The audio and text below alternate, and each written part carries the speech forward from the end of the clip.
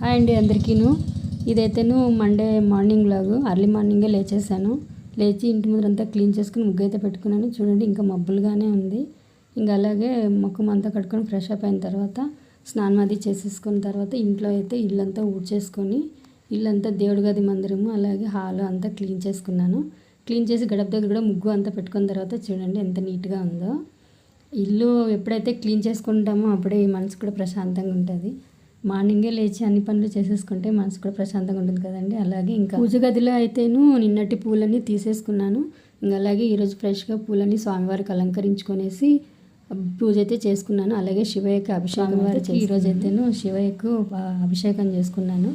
ఇంకా అలాగే పూలు అవన్నీ పెట్టి పూజ అయితే చేసుకున్నాను. నైవేద్యం కింద అయితే బెల్లమును ద్రాక్ష అవి పెట్టుకున్నాను. ఇంకా టిఫిన్కి అయితే నేను పలావ్ చేసుకున్నానండి. మార్నింగ్ ఇంటి దగ్గరికి అయితే కూరగాయలు వస్తాయి, అవి ఇక్కడ తీసుకున్నాను. క్యారెట్ బీన్స్ వేసేసి అయితే పలావ్ చేసుకుని అది తయారైపోయిన తర్వాత అయితేను ఇక్కడ పూజా మందిరంలో మనం కింద వేసుకుంటాం కదండి చాప, అది ఎక్కడైనా మూలలో పెడతాం కదా కిందకి పడిపోతుంది అనమాట. దానికైతేను రబ్బర్ బ్యాండ్ వేసేసి ఇలా చేసుకున్నాను చూడండి. ట్రిప్ ఎవరికైనా ఉపయోగపడుతుందని అయితే ఇదైతే చూపిస్తున్నాను. అలా రబ్బర్ బ్యాండ్ వేసుకొని ఒక మూలలో అయితే పెట్టుకోవచ్చు. అది తీసేసి కూడా చూపిస్తాను చూడండి. కింద పడిపోతుంది, మనం ఏ మూలన పెడతాం కదండి కింద పడిపోతుంది. కాబట్టి దానికైతే నీట్గా మర్చుకొనేసి ఒక రబ్బర్ బ్యాండ్ వేసేసాను. వేసి దేవుడి గదిలోనే మూలలో పెట్టుకుంటాను అనమాట. మనం పూజ చేసేటప్పుడు కింద పెట్టుకోకూడదు కదండి, అందుకని అది వేసుకొని అయితే పెట్టుకొని పూజ చేసుకుంటాము.